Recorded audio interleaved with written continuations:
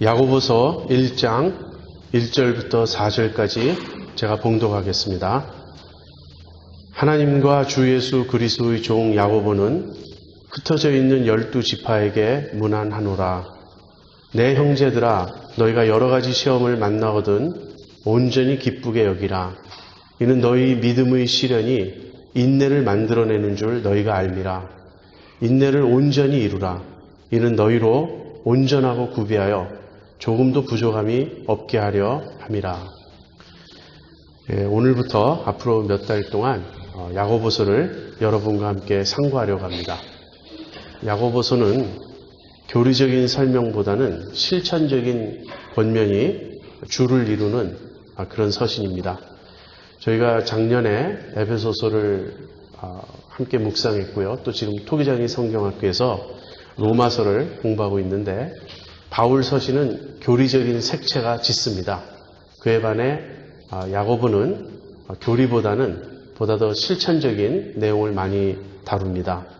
그래서 야고보는 신약의 잠언이라는 그런 별명도 가지고 있어요.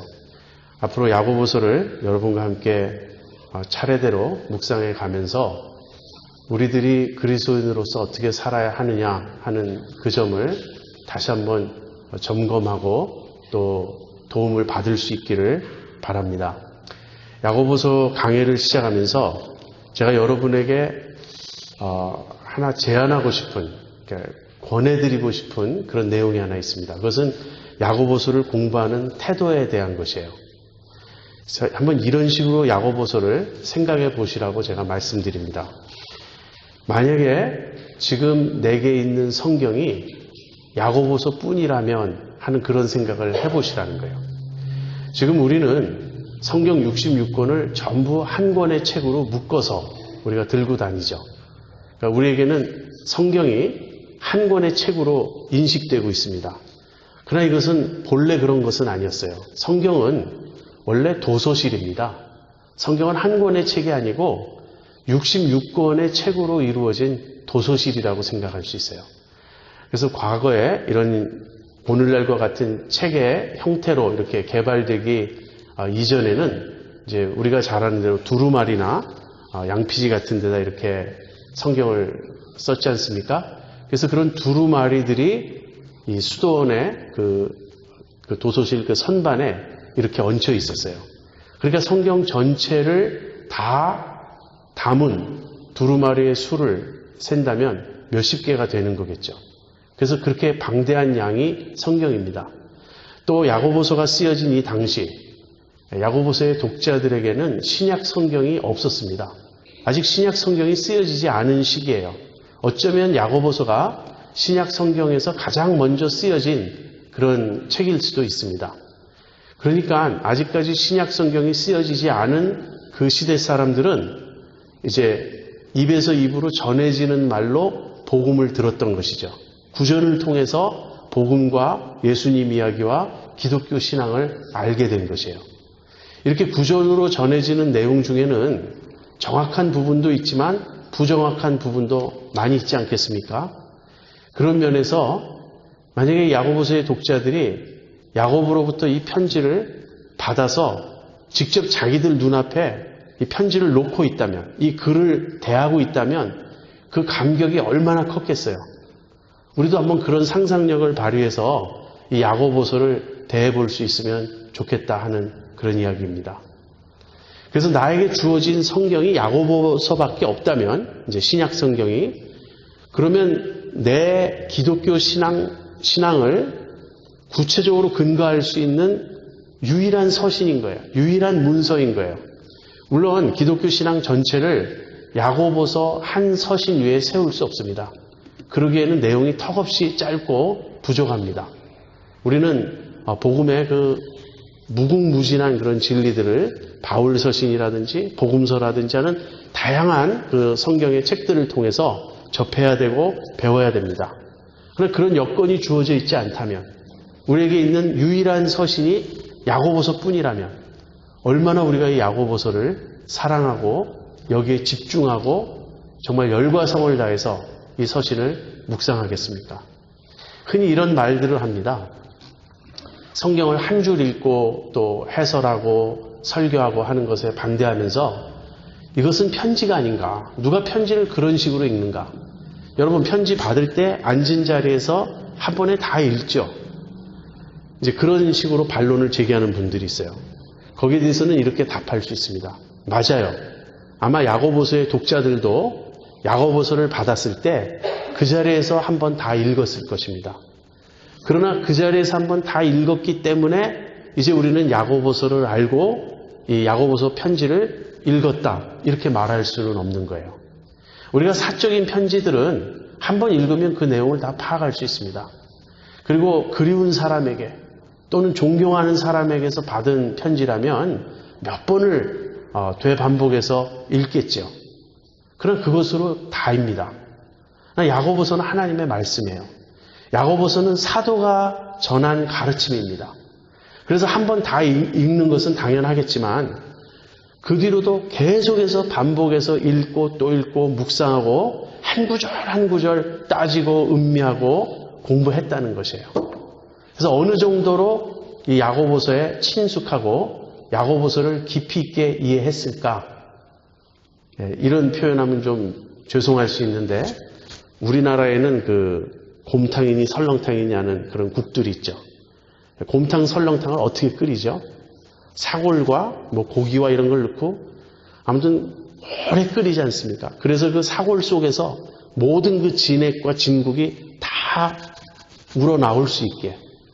그래서 그렇게 사골을 우리듯이 이 야고보서를 묵상해보자 하는 것입니다. 야고보서를 아주 조금씩 나아갈 것입니다. 그러므로 여러분이 충분히 집에서도 읽고 지난주 설교 본문도 다시 한번 읽어보고 묵상하고 다음 주 설교 본문도 여러분이 예상해서 충분히 묵상하실 수 있어요. 그래서 한 절 한 절 씹으면서 곱씹으면서 묵상하면서 그렇게 야고보서를 공부해 갈 수 있기를 바랍니다. 오늘은 첫날이고 또 1절부터 공부할 생각인데 서론의 내용부터 살펴보겠습니다. 야고보서는 이렇게 시작합니다. 하나님과 주 예수 그리스도의 종 야고보는, 다시 말하면 야고보서의 저자를 밝히고 있어요. 야고보서의 저자는 야고보죠. 야고보는 누군가? 야고보는 예수님의 동생이었습니다. 그런데 우리가 복음서를 읽어보면 예수님의 동생 야고보는 예수님의 지상 생애 중에, 공생애 중에 예수님을 믿지 않았습니다. 한 번은 예수님이 귀신 들렸다는 소문이 퍼져서 예수님의 어머니 마리아와 예수님의 동생들, 예수님의 가족들이 예수님을 붙잡으러 나온 적도 있습니다. 또 요한복음에 보면 명절에 예수님이 예루살렘으로 올라가시지 않자 예수님의 동생들, 야고보를 비롯한 동생들이 예수님에게 빈정대듯이 말합니다. 당신 세상에 드러나고 싶지 않습니까? 근데 왜 이 명절에 올라가지 않습니까? 그래서 자기 형 예수님에 대해서 야고보는 인정하지 않고 있었어요. 그랬던 야고보가 이제 예수님의 종이라고 자기 자신을 소개하고 있어요. 어떤 변화가 일어난 것일까요?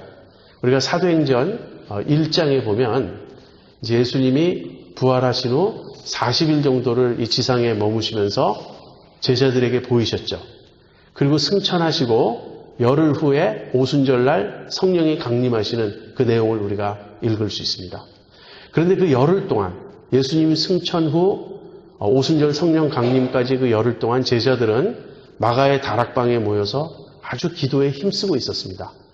그때 모인 제자들의 그 목록에 야고보의 이름이 등장해요. 고린도전서 15장에 예수님의 부활을 목격한 그 사람들의 명단이 쭉 나옵니다. 거기에 예수님의 동생 야고보가 포함되어 있습니다. 그래서 우리는 이렇게 추정할 수 있어요. 예수님의 지상 생애 중에 야고보는 자기 형 예수님을 믿지 않았습니다. 그런데 예수님이 십자가에 처형을 당하시고 그 후에 부활하셔서 야고보에게 나타나신 거예요. 야고보가 부활하신 예수님을 본 순간 야고보는 예수님을 믿게 되었고 자기 형 예수님을 자기의 주님이라고 고백하게 되었고 자신을 예수님의 종이라고 고백하게 된 것이죠. 또 야고보는 12 제자 중에 하나는 아니었지만 사도였음에 분명합니다. 마치 바울처럼. 우리가 사도행전 15장을 읽어보면 교회의 첫 번째 공회가 거기 나와요. 예루살렘 공회가 이제 열리는데 그때 의장의 역할을 맡았던 사람이 야고보입니다. 예수님의 수제자는 베드로였지만 예루살렘 교회를 전체적으로 이끌던 지도자는 야고보였습니다. 그래서 야고보는 예수님의 동생이며 사도 중 한 사람이며 그 다음에 예루살렘 교회의 지도자로서 특별히 그 당시 이제 본질은 같지만 형태에 있어서 조금 차이가 있었던 두 종류의 기독교를 말한다면 헬라적 기독교의 대표가 바울이었다면 유대적 기독교의 대표는 야고보가 아니었을까. 우리가 그렇게 생각할 수 있습니다. 자, 그런데 이 야고보에 대해서는 여러 전설이 내려옵니다. 특별히 이런 이야기가 있어요. 야고보는 기도에 아주 힘썼던 사람이에요. 그래서 거의 대부분의 시간을 무릎 꿇고 기도에 힘쓴 나머지 그의 무릎이 낙타 무릎처럼 되었다라는 이야기가 전해져 내려옵니다. 그러니까 무릎이 이렇게 앞으로 툭 붉어진 것이죠. 굳은 살이 박이고 또 야고보는 의인으로 알려져 있었습니다. 의인이라는 말은 구약의 율법을 존중하고 그 율법을 정말 정성을 다해서 지키려고 했다는 그런 뜻입니다. 예수님의 동생 야고보는 그런 사람이었어요. 야고보가 자기 자신을 하나님과 주 예수 그리스도의 종이라고 소개하고 있습니다. 야고보는 자기 자신을 사도라고 주장하지 않아요. 또 자기 자신에 대해서 여러 설명을 붙이지 않습니다. 아주 단순하게 하나님과 주 예수 그리스도의 종이라고 소개합니다. 그렇지만 이 짧은 표현 속에 야고보의 영적 권위가 나타납니다. 여러분, 우리 자신을 종이라고 부를 때 그 종의 위치는 누구의 종이냐에 따라 결정되는 거예요. 내가 사람의 종이라면 나는 별 볼 일 없는 사람일 것입니다. 왜냐하면 사람의 종이니까. 그러나 하나님과 주 예수 그리스도의 종은 하나님과 주 예수 그리스도의 권위를 대표하고 있어요. 그러므로 우리는 야고보의 이 자기소개를 듣고서 즉각 생각해야 될 것이 이제 야고보 선생의 말에 귀를 기울여야 한다는 것입니다. 왜냐하면 야고보는 하나님과 주 예수 그리스도의 종이기 때문에. 이것이 야고보서의 저자에 대한 소개입니다. 그 야고보는 흩어져 있는 12지파에게 문안하노라 라고 말합니다. 여기 흩어져 있다라는 말은 좀 전문 용어예요. 유대인들은 BC, 그러니까 주전 587년에 바벨론에 의해서 예루살렘이 멸망하죠. 그 이후로 전 세계에 흩어졌습니다.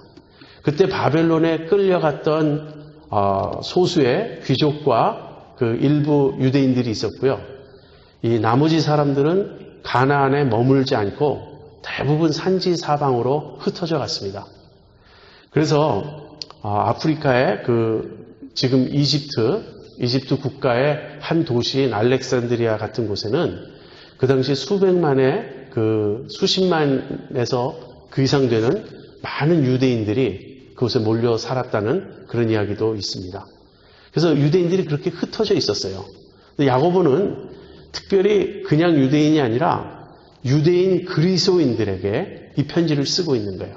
흩어져 있는 12지파에게. 근데 여기서 흩어져 있는 12지파라는 이 의미는 두 가지 의미를 지닙니다. 하나는 겉으로 드러난 물리적, 지리적 의미예요.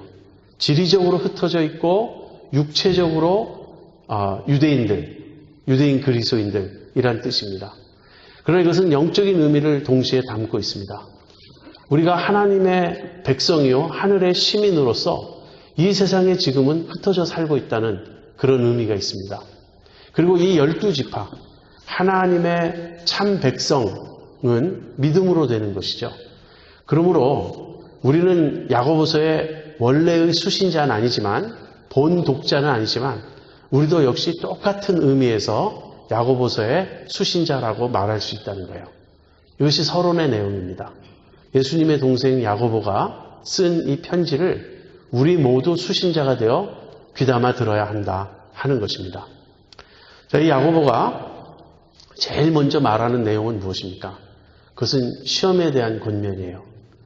왜 야고보가 자신의 서신을 시험에 대한 이야기로 시작할까요? 그것은 독자들이 지금 처한 상황이 그랬다는 것입니다.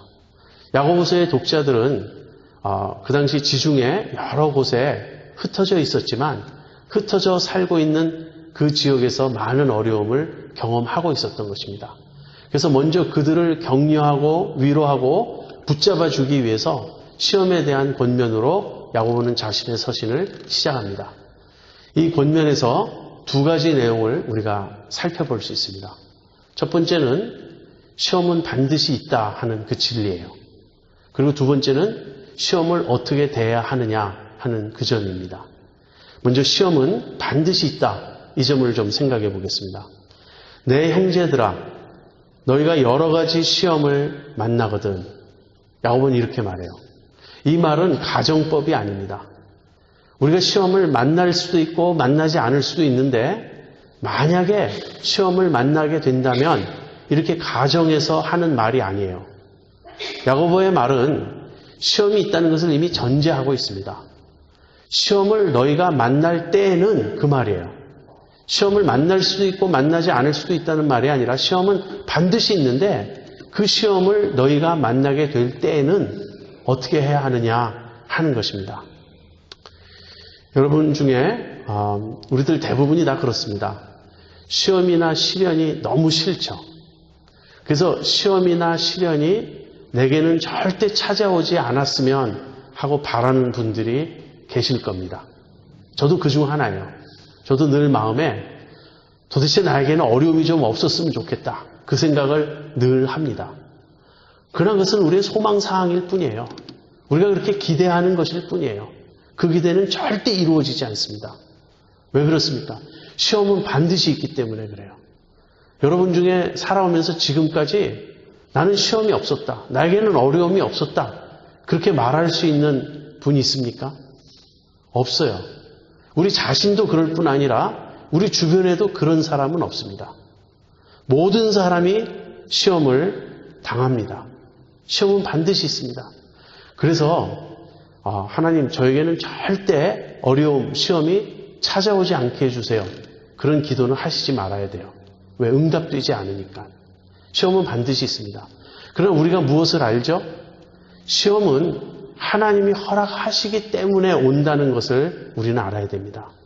우리에게 일어나는 어떠한 일도 하나님의 허락하심 없이 또는 하나님의 아심 없이 일어나는 일은 절대 없습니다. 하나님이 허락하시기 때문에 시험이 오는 거예요. 그리고 하나님은 우리가 당하는 그 모든 시험을 다 알고 계십니다.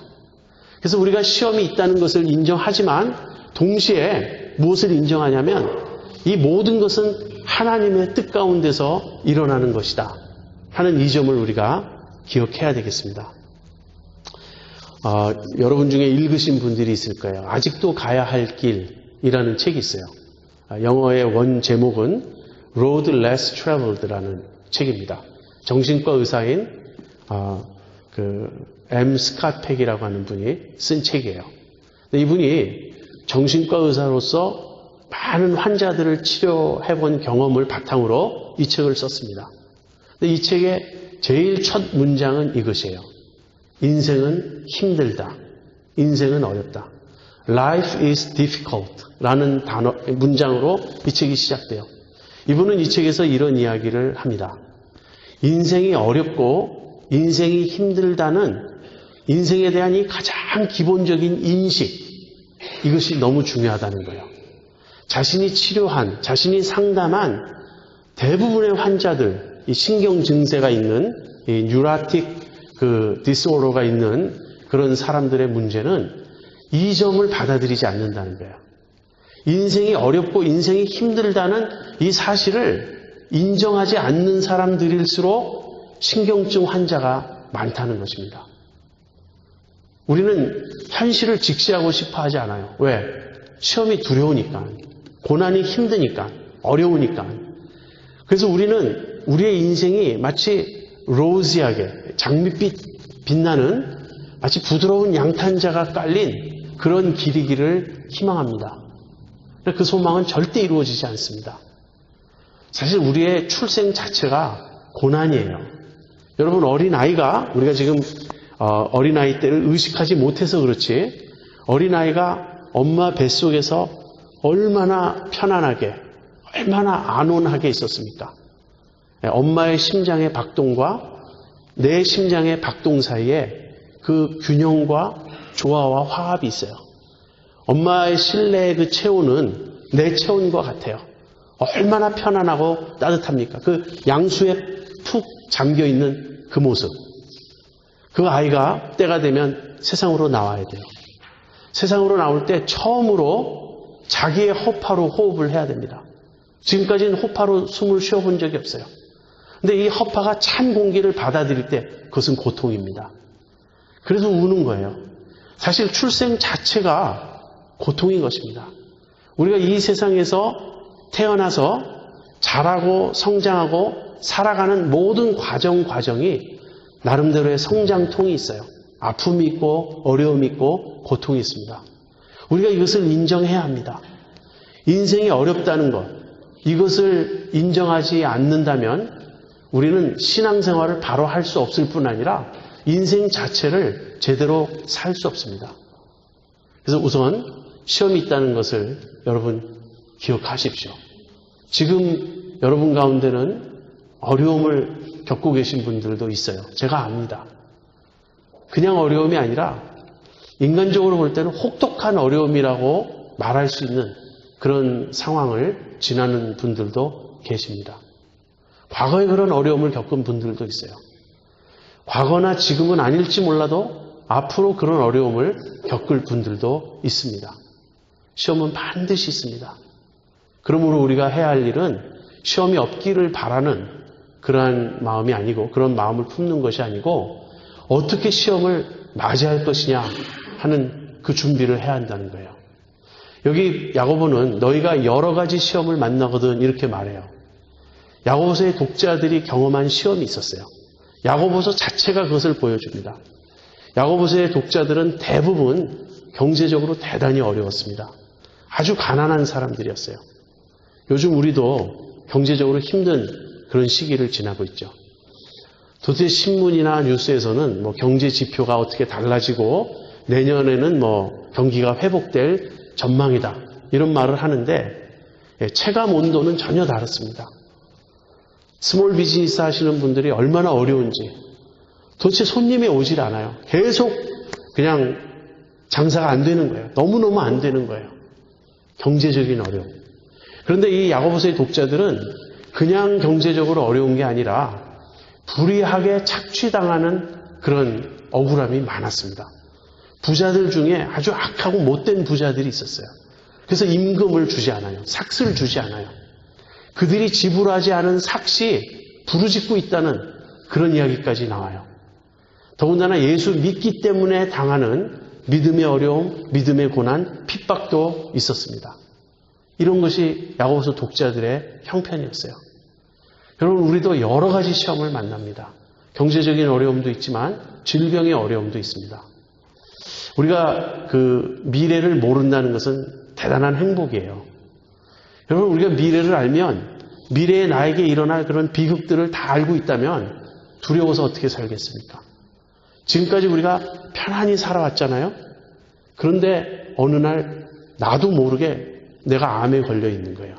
내가 어떤 불치병에 걸려 있는 거예요. 그런 일이 우리 중에 참 종종 일어납니다. 한번 여러분 주변을 생각해 보시고 한번 따져보세요. 저에게도 저의 친척 중에, 제가 아는 사람 중에 암에 걸린 사람이 한두 사람이 아니에요. 너무나 많습니다. 그런가 하면 교통사고를 당할 수도 있죠. 어떤 재난이 우리에게 임할 수도 있습니다. 이것이 우리의 삶의 실존적인 상황입니다. 그러므로 이제 우리가 생각해야 될 것은 시험이 없기를 바라는 것이 아니라 시험은 반드시 있다는 것, 고난은 반드시 있다는 것을 기억하고요. 고난을 어떻게 맞이할 것인가, 그 점을 생각해야 한다는 것이에요. 야고보는 시험을 온전히 기쁘게 여기라 이렇게 말합니다. 너희가 여러 가지 시험을 만나거든 온전히 기쁘게 여기라. 여러분, 시험이 닥쳐올 때 그 시험을 대하는 사람들의 다양한 그 모습이 있어요.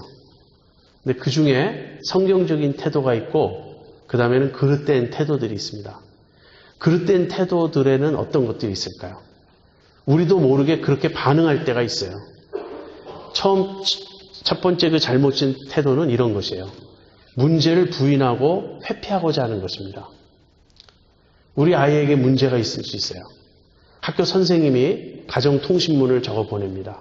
당신의 아이가 학교에서 이러이러한 행동을 하는데 굉장히 심각하다고 여겨진다. 또는 주변 사람들이 우리한테 말해줄 수가 있어요. 우리가 아이는 우리에게 아킬레스건이죠. 아이가 아프거나 아이가 잘못되는 것처럼 우리에게 절망적인 일은 없습니다. 다른 어떤 것보다도 우리의 자녀들이 이 잘못 가고 있다는 얘기를 들을 때 우리는 정말 무너집니다. 제일 두려운 일이에요. 사실 공립학교가 얼마나 갱과 드럭과 그다음에 요즘에 그 성적인 그 타락과 이런 게 얼마나 빈번합니까? 조마조마하죠. 우리 아이에게 문제가 있다. 누가 이렇게 말할 때 우리가 어떻게 반응할 수 있습니까? 인정하고 싶지 않은 거예요. 우리 아이는 그렇지 않아. 당신들이 잘못 알고 있는 거야. 내가 그냥 눈을 질끈 감아버리고 싶어요. 부인하고 싶어요. 그러나 부인하는 것은 절대 문제 해결에 도움이 되지 않습니다. 그것은 문제를 사라지게 하는 일이 아니에요. 꽁이 그렇다 그러나 칠면조가 그렇다 그러나 그런 얘기를 들었습니다. 이 위험에 처했을 때 자기 머리만 어디다 파묻는 거예요. 몸뚱아리는 바깥에 그대로 드러나 있는데 머리만 구멍 속에 집어넣고 있기 때문에 안전하다고 착각하는 것입니다. 사냥꾼이 제일 좋아하는 먹잇감이죠. 머리를 숨기고 있으니까 스스로 자기는 안전하다고 생각하는데 몸뚱아리는 다 나와 있는 거예요. 우리가 문제가 닥칠 때 부인하고 회피하면서 눈을 질끈 감고 있으면 마치 그 꽁과 같은 거예요. 문제는 절대 사라지지 않습니다. 그런가 하면 문제가 닥칠 때 원망하고 불평하는 모습이 있어요. 우리들 대부분이 다 그렇죠. 근데 원망과 불평도 문제 해결에 전혀 도움이 되지 않습니다. 내가 원망하고 불평한다고 문제가 사라집니까?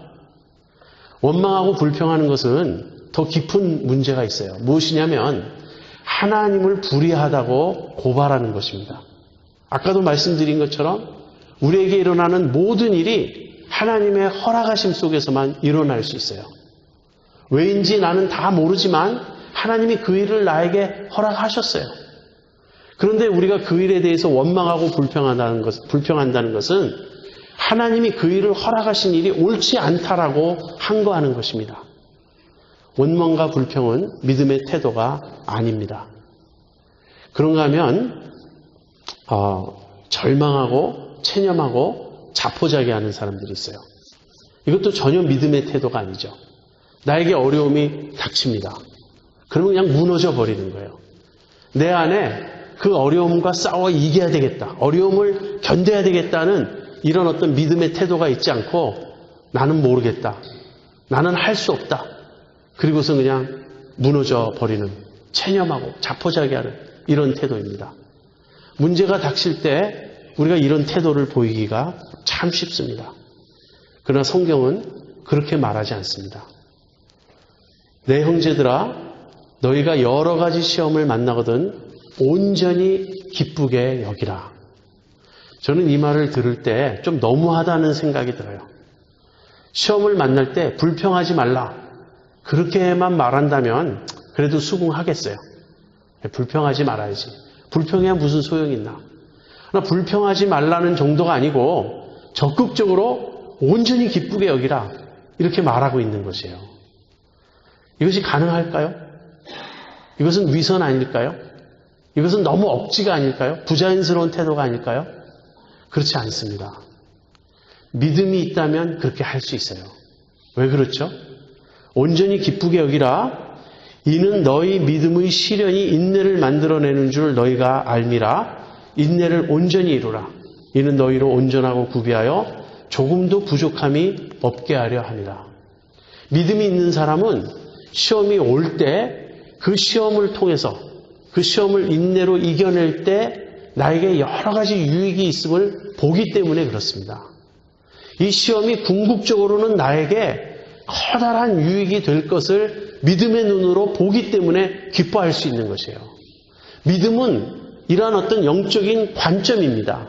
영적인 시각이에요. 믿음이 없다는 것은 문제 그 자체만을 보는 것입니다. 그러나 믿음이 있는 눈은 문제만을 보는 게 아니라 그 문제 뒤에 하나님의 의도와 하나님의 목적을 보는 것이에요. 그래서 그 모든 것을 보기 때문에 온전히 기쁘게 여길 수 있는 것입니다.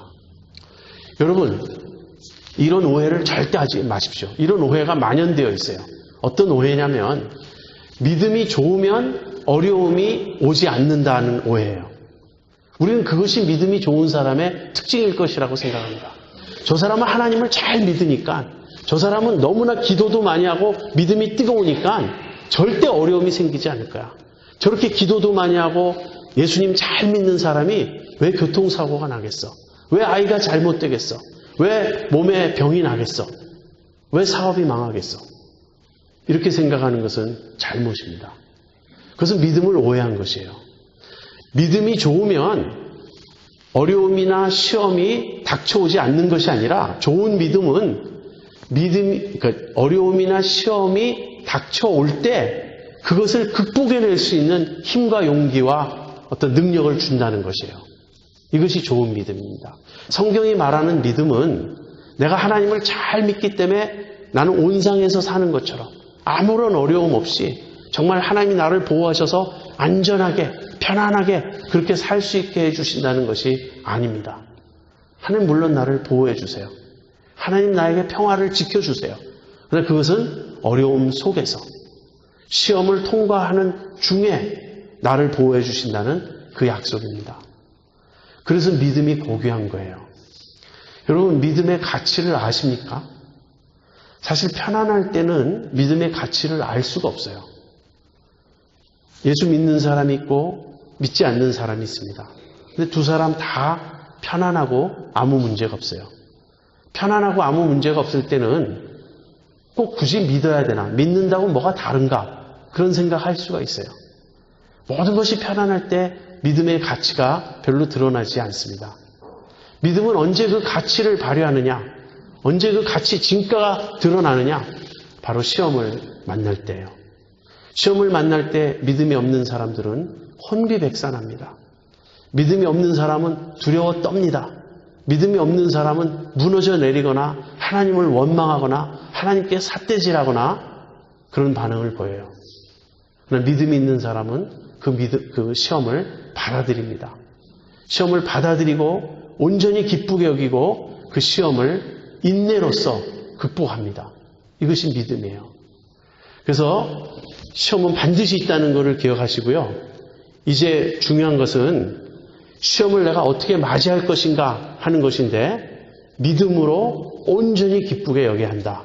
이 사실을 우리가 이제 기억해야 하겠습니다. 우리가 믿음으로 인내하면 시련은 우리를 온전하고 구비하여 조금도 부족함이 없는 사람으로 만들어주기 때문에 그렇습니다. 여러분, 혹시 시련을 통과하여 그 이전보다 훨씬 더 성숙하고 훨씬 더 아름답게 변화된 사람들을 혹시 아십니까? 주변에서 그런 사람들을 보십니까? 이지선 자매님, 우리 간증 다 들었죠? 이지선 자매님은 저는 그 자매님을 한 번도 만난 적이 없어요. 그렇지만 그 자매님에 대해 이런 고마움이 있습니다. 이지선 자매님은 그 존재 자체로 저한테 엄청난 사역을 했어요. 그런 시련을 겪어도 하나님을 찬양할 수 있다는 것. 그런 시련을 겪어도 인생을 긍정적으로 감사하면서 살 수 있다는 것.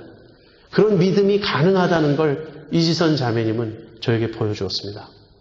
저는 제가 앞으로 어떤 어려움을 당할지 모르지만 제 아무리 큰 어려움을 당한다 해도 이지선 자매님만큼 어려움을 당할 것 같진 않아요. 그런 극단의 어려움을 겪었죠. 그런데 그 믿음이 얼마나 고귀하게 빛납니까? 그 믿음이 얼마나 하나님의 살아계심을 강력하게 증거합니까? 시편 119편에 이런 말씀이 있어요. 고난당한 것이 내게 유익이라. 고난당하기 전에는 내가 그릇 행하더니 이제는 내가 주의 율례를 지키나이다. 이것이 모든 믿음의 사람의 공통된 고백이에요. 고난이 유익이라고. 고난 당하고 나서 내가 이제 하나님의 말씀을 순종하게 되었다고. 여러분, 고난에는 유익이 있습니다. 하나님이 우리에게 시험을 허락하실 때에는 절대 불필요한 시험을 허락하시지 않아요.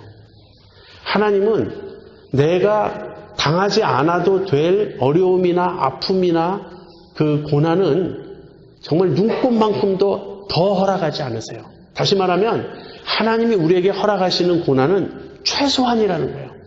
이것만큼은 꼭 필요하기 때문에 허락하시는 것이지 그 이상 안 당해도 되는데 하나님이 조금 방심해서 조금 부주의해서 내가 당할 목보다 더 많은 고난이 나에게 다가온다. 그런 일은 절대로 없습니다. 그러므로 여러분, 고난이 올 때, 시험이 올 때, 여러 가지 그 시련을 겪을 때 온전히 기쁘게 여기십시오. 이것이 믿음의 태도입니다.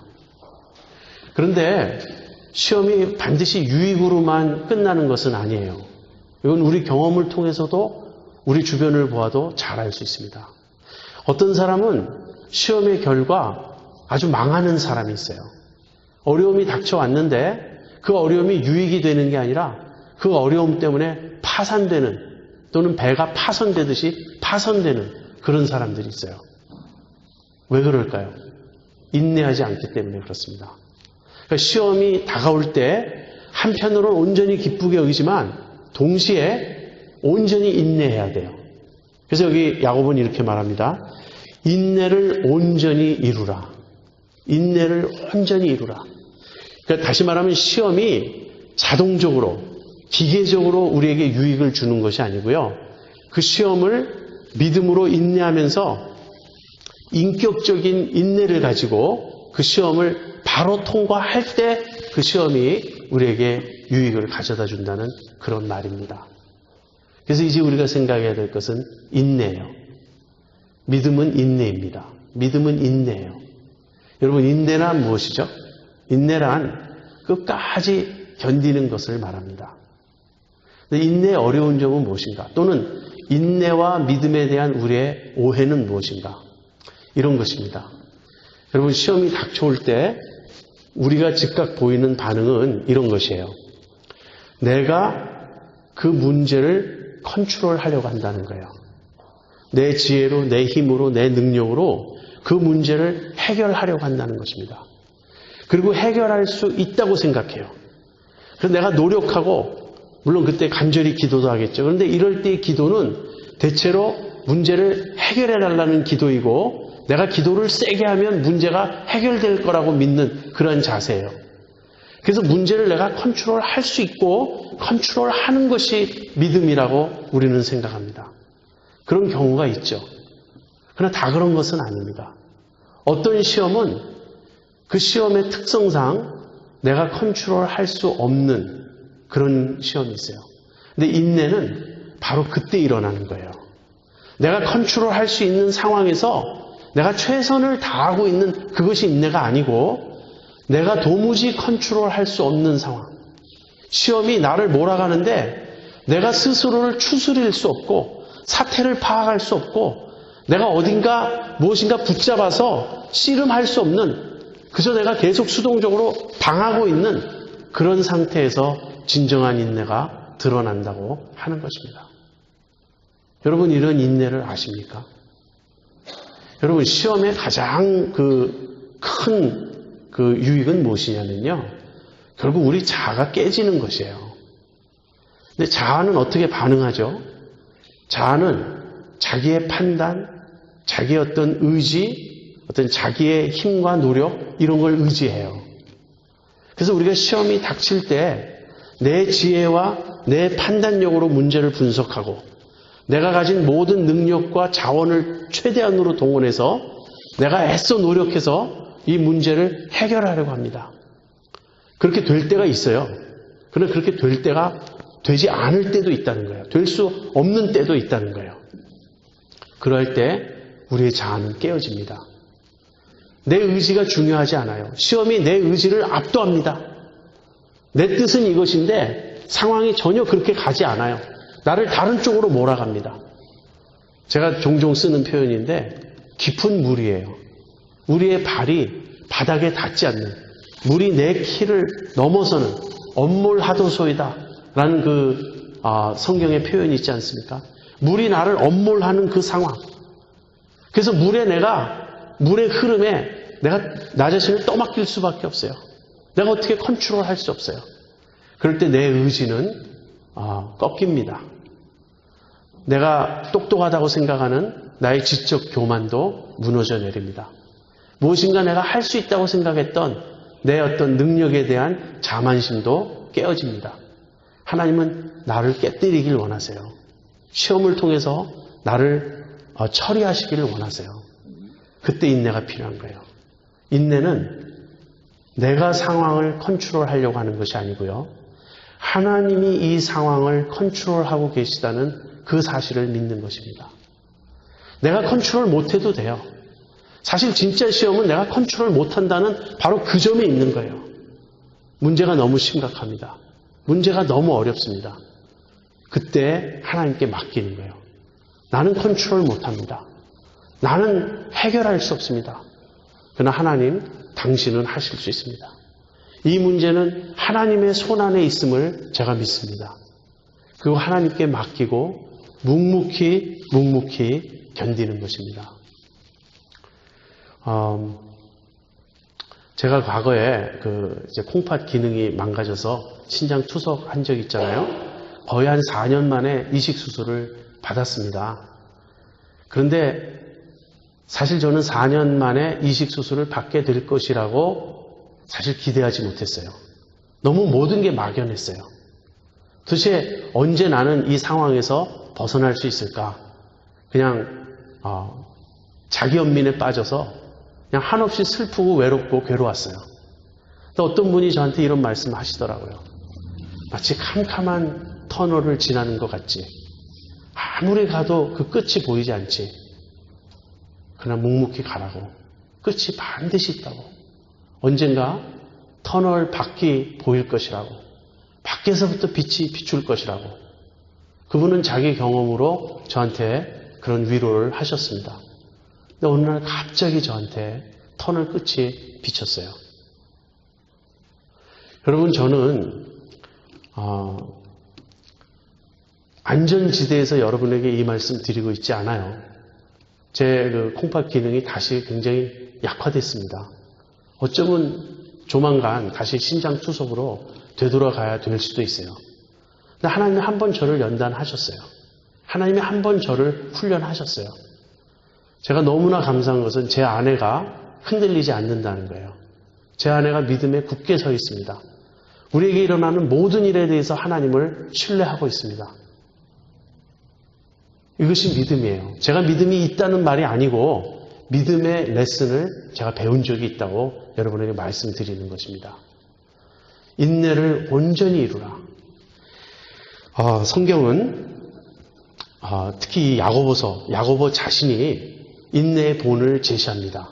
그 인내의 본은 누군가요? 욥이에요. 야고보서 5장 10절 11절에 이런 말씀이 있습니다. 형제들아, 주의 이름으로 말한 선지자들로 고난과 오래 참음의 본을 삼으라. 보라, 인내하는 자를 우리가 복되다 하나니 너희가 욥의 인내를 들었고 주께서 주신 결말을 보았거니와 주는 가장 자비하시고 긍휼히 여기시는 자신이라. 욥을 여러분 잘 아시죠? 제가 욥기 어떤 교회 수련회 가서 강의한 것 여러분에게 다 나눠드렸죠. 여러분 그 욥기를 아직까지 안 들어보셨다면 꼭 한번 들어보시기를 바랍니다. 욥기 23장 10절에 욥의 이런 신앙 고백이 있습니다. 나의 가는 길을 오직 그가 아시나니 그가 나를 단련하신 후에는 내가 정금같이 나오리라. 욥은 자기 가는 길을 알지 못했어요. 도대체 욥은 자기에게 일어나는 일이 왜 일어나는 것인지, 언제 이 일이 끝날 것인지, 이 일의 의미가 무엇인지조차 하나도 알지 못했어요. 그러나 욥은 이렇게 고백합니다. 나의 가는 길 내가 몰라도 돼요. 나의 가는 길을 오직 그가 아시나니. 하나님이 컨트롤하세요. 하나님이 아세요. 그가 나를 단련하신 후에는 내가 정금같이 나오리라. 욥의 이 고백이 여러분과 저의 고백이 되기를 바랍니다. 여러분, 이것보다 더 우리에게 실제적이고 중요하고 시급한 권면이 어디 있겠습니까? 시험에 대한 권면. 여러분, 시험은 반드시 있습니다.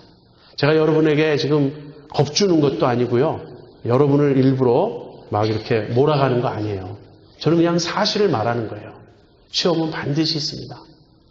여러 가지 시험이 있습니다. 이 시험을 만날 때 우리가 어떻게 해야 할까요? 믿음으로 시험에 굳건히 대처해야겠습니다. 믿음으로 대처하는 첫 번째 모습은 기쁘게 여기는 거예요.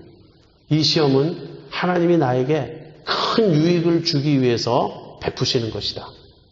두 번째는 인내하는 것입니다. 묵묵히 끝까지 하나님을 신뢰하고 이 시험을 견뎌나가는 것입니다. 그러면 하나님께서 선을 이루실 것입니다. 우리가 나중에 이 시험을 통해서 너무너무 하나님께 감사하고 하나님을 찬양하고 하나님께 영광을 돌릴 그날이 반드시 올 것입니다. 시험을 이기는 신앙, 이 전천후 신앙이에요. 우리에게 이 믿음을 주신 하나님을 찬양하고 시험에 대해서 믿음으로 온전히 승리할 수 있도록 하나님께 기도하는 여러분과 제가 되기를 바랍니다.